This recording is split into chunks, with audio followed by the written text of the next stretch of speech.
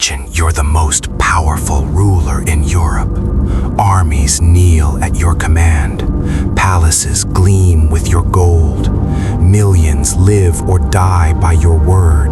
But right now, in this moment, you're paralyzed, frozen in place, because if you dare to sit, if you even brush against that chair, you'll shatter like fragile glass. This isn't some poetic nightmare. This was the waking hell of King Charles VI of France. He barricaded himself in blankets during sweltering summers, iron rods stitched into his robes like a human cage, doctors forbidden to touch him. Why? Because in his fractured mind, his body was glass, brittle, transparent, one wrong move from oblivion. To grasp the true terror of his descent, we must rewind to the man he once was, the idol of a nation. They didn't call him Charles the Mad back then. No, he was Charles the Beloved, a vision of royal perfection, tall, athletic, with a charisma that lit up the court like the sun over Paris. Crowned at just 11, he grew into a force. By his early 20s, he'd outmaneuvered his scheming uncles, seized the reins of power, and sparked a golden age. France flourished, trade boomed, arts thrived, the people worshipped him like a living legend. He was the medieval rock star, dashing hunts, lavish tournaments, a fairy tale marriage. Life was his kingdom, unbreakable. But beneath the shine lurked a curse in his blood. Whispers of his mother's breakdowns, ancestors plagued by shadows of the mind, a genetic fuse smoldering unseen, until one sweltering summer day it ignited everything. Summer 1392. The air is thick, oppressive, a furnace under heavy armor. Charles leads his men through the forest of Le Mans, hunting an assassin who'd targeted his closest ally. Sleepless nights have worn him thin. Paranoia simmers just below the surface. The troop plods on, horses snorting in the heat. Then, disaster. A young page nods off, his grip slips. Clang!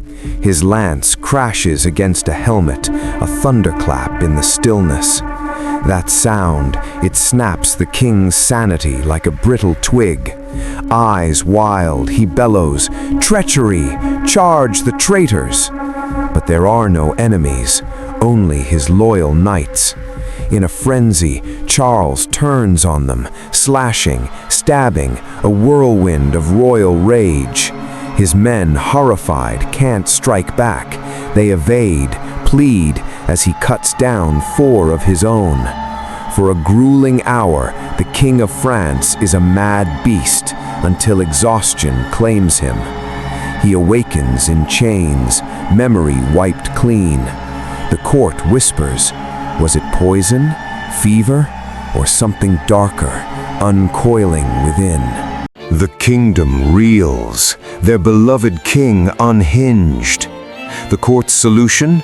Distract him with spectacle, a grand masquerade to lift his spirits. It would become infamous, the Bal des Ardents, the ball of the burning men. January 1393, Charles and 5 noble friends disguise as savage, wild men, their linen suits slathered in pitch, resin, and wax for a furry illusion, flammable as dry tinder. The party roars, music, laughter, wine flowing. But curiosity kills. The king's brother, tipsy, thrusts a torch near to unmask them. A spark leaps. Whoosh! Panic erupts.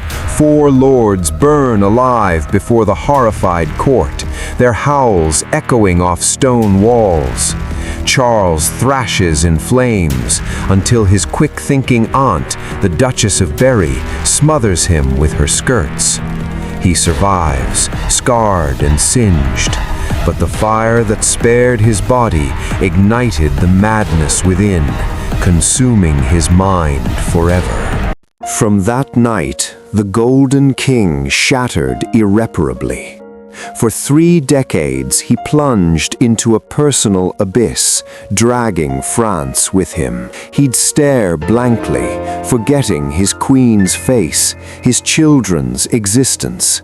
Months without bathing, 5 straight once, his body a festering ruin of sores and vermin, clothes rotting on his frame. Worse, the delusions deepened.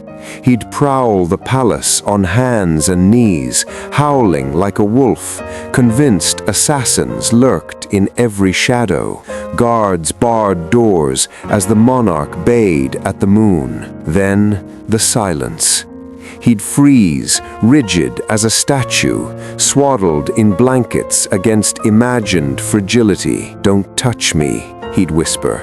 "I'm glass. I'll break." Iron reinforcements in his garments, a desperate armor against his own terror. A man who ruled empires, reduced to fearing a gentle breeze.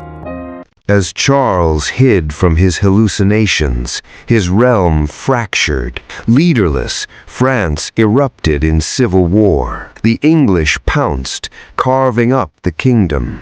In his fog, the mad king sealed his son's disinheritance, handing France to foes on a silver platter. A nation's fate hinged on one broken mind.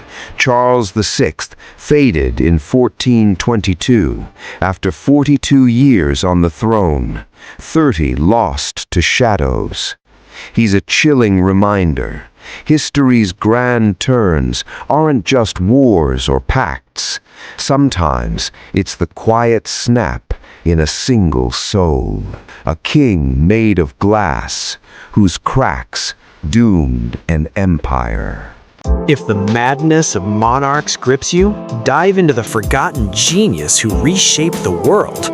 Click the subscribe button for more hidden histories that chill and thrill. See you there!